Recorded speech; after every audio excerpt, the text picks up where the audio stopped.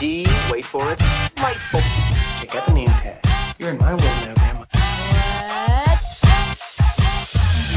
What's up, nerds? And have I got a story for you? Now, also down below, you can find the articles that I read to bring you this story, and you can read them for yourself, or you can just listen to this video where I'm going to read it to you. Also, I just want to say that if you like what I do here and you enjoy independent content here on YouTube, please consider subscribing to my channel. YouTube is always changing up their algorithm, and small channels like mine, we just keep getting shoved to the back of the line. So please ask that you like, share, and subscribe, and I thank you in advance. All right, so now that I got that out of the way, why don't we go ahead and get started? And this one's more of just like a fun article. I did this one because, again, I'm scraping the bottom of the barrel, you guys, trying to find 3 stories for Sunday. But anyway, so this one, it calls The Dark Knight Trilogy's David S. Goyer reveals that what happened after Rises and confirms Riddler casting rumors. So I thought this was interesting because I thought that it would always have been nice to see what happened after, The Dark Knight Rises. And I always thought, well, the Riddler would be really good to bring in. I personally would have cast Liam Neeson, but I mean, we'll go on to talk about this. So it says, while his contributions to the franchise are often overlooked, writer David S. Goyer, we need to real quick, I just want to say this right now. David S. Goyer is a good story guy. Like, he comes up with a really good story, but when he writes a full script, it's usually not that good, in my opinion. It's just usually not that great.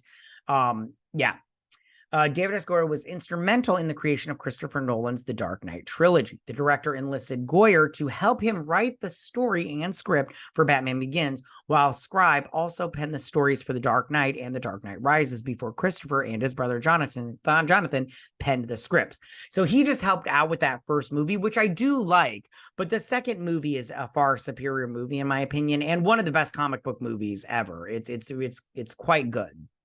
Could the team reunite for a 4th outing? I don't think that's ever going to happen, Goyer stated during a recent edition of the Happy, Sad, Confused podcast, and I wouldn't want to do another Batman project either.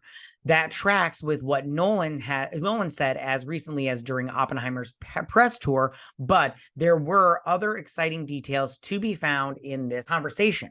Among them was the fact that Goyer pushed for the director to cast Jake Gyllenhaal as Bruce Wayne in place of Christian Bale.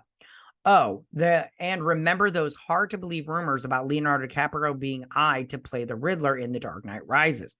Many of you probably won't, as those reports first did the rounds in the late 2000s and early 2010s, and most of us scoffed at them back then. It says, it turns out the rumors were true. After The Dark Knight, the head of Warner Brothers at the premiere said, you got to do the Riddler, Leo as the Riddler. You got to tell Chris Leo as the Riddler, Goyer recalls. And that's not the way we work. Nolan instead chose to focus on Bane and Catwoman, of course, all while introducing a new Batman in Joseph Gordon-Levitt's John Blake/Robin. While we're not getting another movie, Goyer confirms the character took over the mantle and became Gotham City's new Caped Crusader in Bruce's place. The Dark Knight trilogy consists of Batman Begins, The Dark Knight, and The Dark Knight Rises, all directed by Nolan. Creatively grossing, that's not that fun. It says, Batman was later rebooted in the DC Extended Universe when Ben Affleck took over the role in Batman v Superman: Dawn of Justice. His time as the character, let's see. However, get another new version. So that's the end of the article.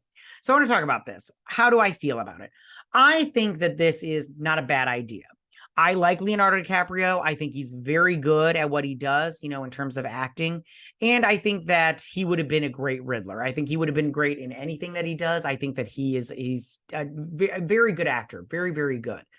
I wish they would have gone with something else in that 3rd movie. I really think that movie kind of falls off the rails a little bit. I do think that it was just, Christopher Nolan just did it because he had to contractually, but his heart wasn't in it. And I wish he had either not done it or they had not done it or given it to somebody else, because it was very obvious that he wasn't into it and he didn't care. But yeah, I mean, we always think of what could have been, but we'll never get there. We'll never get to see this casting and see what Leonardo DiCaprio would have done with this.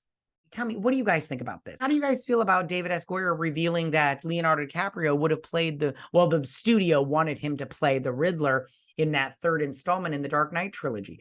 Do you think that would have been a better movie? Do you think that would have been at least a more interesting movie? Or do you like The Dark Knight Rises as is with Bane and Catwoman and all that stuff? You can go ahead and leave all your comments in that section down below. If you like this video, go and hit that like button. You know, I won't mind. If you're my channel, please hit that subscribe button. I'd greatly appreciate it. And I will see you guys next week. You guys have a good week. Bye.